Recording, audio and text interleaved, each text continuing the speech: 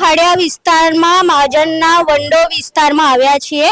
લગભગ 500 ઘર છે ને દરેક ઘરમાં 3 થી 4 લોકો રહે છે, પણ ઘરમાં કોઈને ટોયલેટ નથી।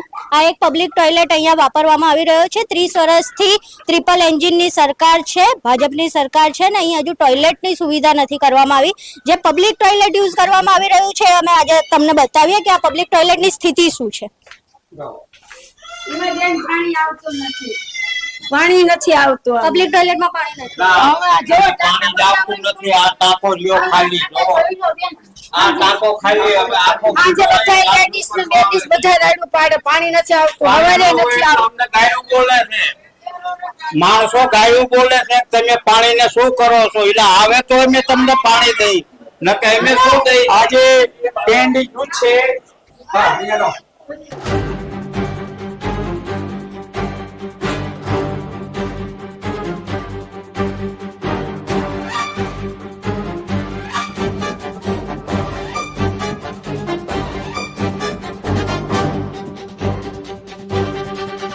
આ પબ્લિક ટોયલેટની સ્થિતિ છે। આ હેન્ડવોશ કરવા માટેનું વોશ બેસિન છે, પણ અહીંયા નળ જ નથી, એટલે અહીંયા હેન્ડવોશ થવાનું નથી। અહીંયા આ જે માવાની પિચકારીઓ ગંદકી છે, અહીંયા માવાના કાગળિયાઓ પડ્યા છે, તમાકુના કાગળિયા પડ્યા છે।